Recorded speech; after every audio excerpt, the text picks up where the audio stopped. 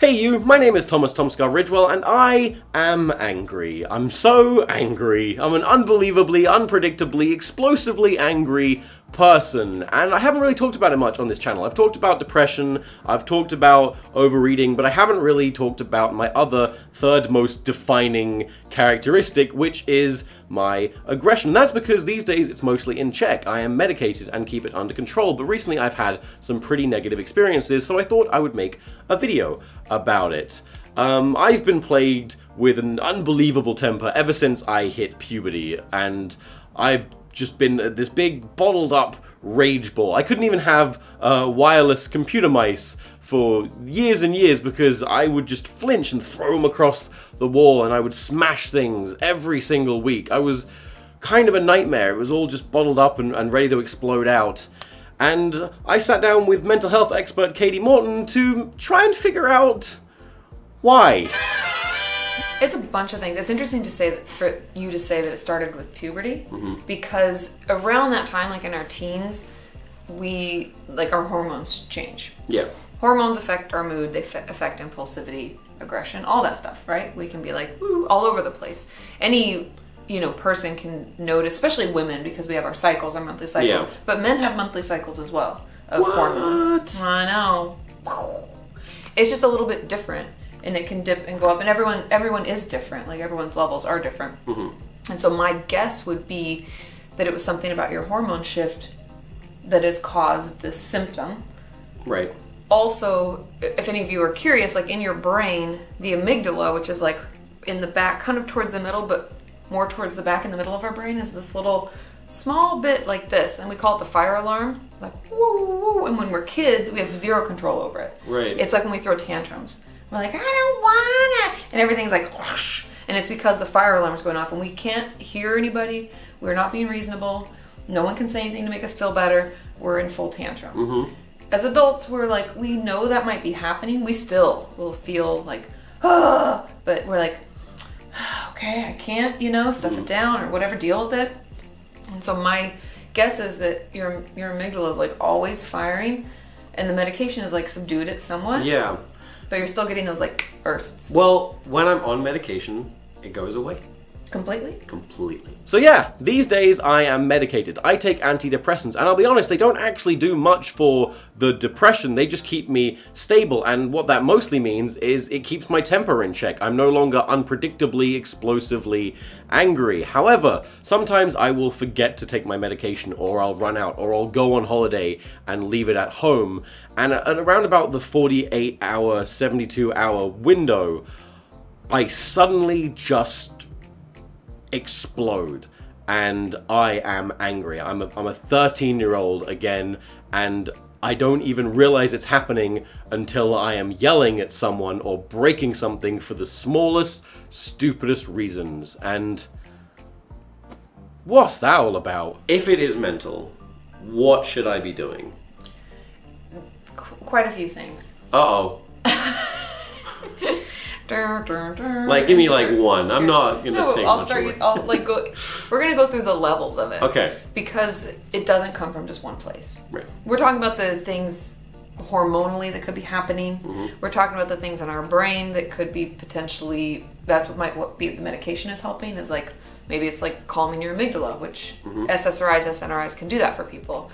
So that might be what we're seeing. Those are parts of it. But when it comes to like behavioral techniques or things that you'd work on in therapy, it'd be more structured than that. It'd be figuring out, it doesn't sound like there's any particular triggers. That's usually the first question. It's nothing. It's like, are there triggers? And then if there aren't any particular triggers, we try to make space. And I mean that because you feel like it's like, boom, yeah, throw the mouse, squeeze a hand, punch a wall maybe, kick things, and and it just feels like you have no space for it.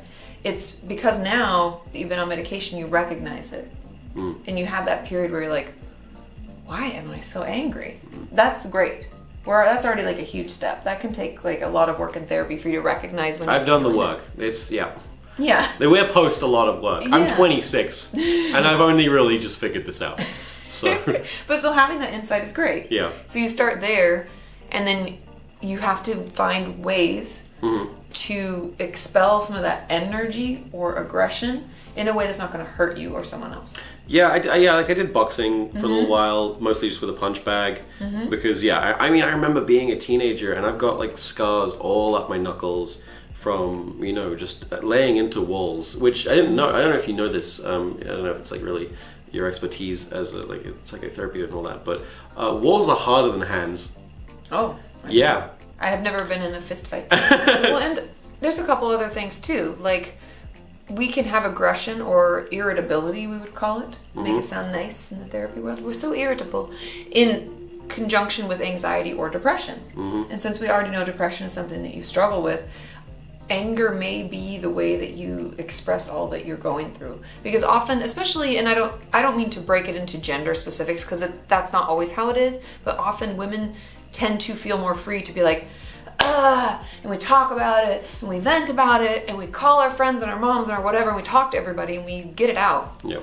But men don't always do that, and so it can tend to be like, no, it'll be okay. And then we're like, bah! It all shoots out at once, you know? You become like a teapot, and you're just steaming. That's my experience with teapots. They bottle it all up, and then they get really angry. And teapots just lash out. I think that's like the point of Beauty and the Beast, right? That's what I would say. What happens with a repressed teapot. Whenever I fall off my medication, I find myself slipping back into my old habits and coping mechanisms to deal with being so angry all the time. And I'm not proud of it, but I can always tell that I'm building up and I'm about to explode. And like a pressure valve, one of the ways that I would deal with that would be by being kind of mean all the time, you know, just throwing out constant little jabs and insults that can kind of be played off as banter. But when I went on the medication, one thing that happened was I realized how awful of a person that made me, and how so many of my friendships were built up on these completely toxic rituals.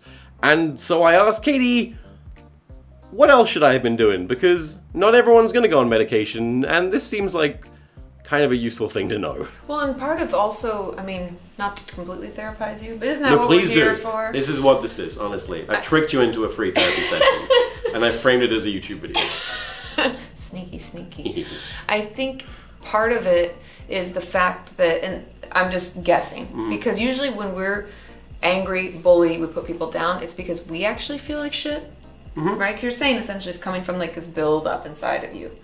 And so if we found ways to make you feel better overall, whether that's like working on positive self-talk, whether that's more medication, different medication, whether that's like certain activities that make you happy, that could be music, it could be outdoor activity, walking, I don't know, it could be any number of things. Everybody's different. But if we find ways for you to start feeling better about yourself overall, I think that would lower the frustration, the aggression, the anger, and that bullying urge that you feel. Because I don't know about you, but I would assume it doesn't actually make you feel fully good. No, it definitely feels like a physical sort of release. So I refuse to blame the state of my body on my poor mental health. It's definitely a contributing factor in why I eat so much and why I'm so driven to food, but the fact that I don't lose the weight really is more of a personal failing than something I can blame on my head. But when I wasn't on medication, I was much more fiery and driven to lose weight. You know, exercise came quite easily, especially boxing. There was so much passion in me that I could just let out into a punch bag. But when I went on medication, that drive kind of went away. So I was curious to know what you should do in that situation, because quite a common complaint with antidepressants especially is they kind of neutralize you. They neuter you. They calm you to kind of a ridiculous degree sometimes. Yeah, but there's a balance. Yeah. And I think that's kind of an important message in general, if anyone's considering medication, is talking to your doctor about your specific symptoms and advocating for the right treatment, because everyone's going to be different and everyone's body's different, and some medications make people apathetic or sleepy. I've had clients complain that they used to feel like they, you know, could be emotive and cry, and they can't do that anymore. And that's a release in and of itself. Like our body crying, like sometimes you'll just cry even though like you're angry. You won't cry because you're sad. And that's like your body's like responding to your emotions, and it's allowing you to express it. And so if we have medication that's like completely squash that, then we've kind of taken away some natural coping skills. These days I only cry when I'm off my meds. But maybe the meds, even though they're helping with some of the aggression and the anger, maybe they're a different one or a different dose. I mean, obviously I'm not a physician, but I'm just saying talk to your doctor, because if you're feeling like there's a side effect of your meds that you aren't willing to deal with, or it's made your life harder, Mm-hmm. let them know. There are so many options now. So just speak up and advocate for yourself, because there are options available and you can feel better. Yeah. But that's hard, Katie, because that involves me coming off my meds for an extended period of time. You know what happens when I come off my meds for an extended period of time? I end relationships, I end friendships. Well, they can titrate Like I end business relationships. Like it's bad. It's bad. Like I become a different person, and I am scared of that person. No, that's frankly. okay. You don't have to go completely off. Like, we don't Sure. have to go completely. A lot of physicians, especially if it's something that's detrimental to your life, like your life, your business, everything that's important to you, you can cross titrate. Meaning the new one's like, it's coming to save the day, and then we go down on the other. If you start to feel like shit and the other one's not picking up, but this one's dropping off, let them know. Huh, we halt. I always think it was again. like strictly like one med at a time. It can be when it's safe. Right. If it doesn't work for you, like I've had clients who are like really suicidal, Okay. but the side effect of whatever med has been keeping them not suicidal is terrible. So they're like, I have sexual dysfunction, or I feel really apathetic, I want to cry, I can't, like whatever blunting is happening. Then we'll try a different one, start getting it up while we go down with the other, and then if their suicidality comes back, Start getting it up. that's the message. No, but you can cross titrate very safely. So that was my conversation with Kati Morton about anger, specifically my relationship with anger and medication. I would love to do a broader video on anger and anger management one day, but right now I'm still very much learning. The idea of tackling my anger issues whilst off medication is kind of terrifying to me right now, so it'd be pretty hypocritical of me to try and guide you through your issues when I don't really know how to deal with mine. But if anything I said in this video did resonate with you, then both Katie and I just thoroughly encourage you to talk to someone about it. A family member, a teacher, ideally, a counselor, a therapist, or even a doctor.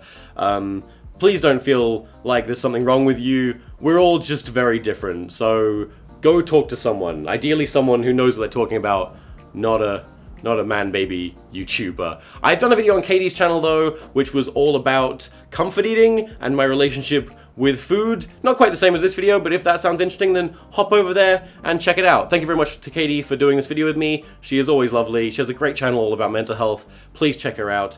Thank you, and TomSka out. Thanks, Katie.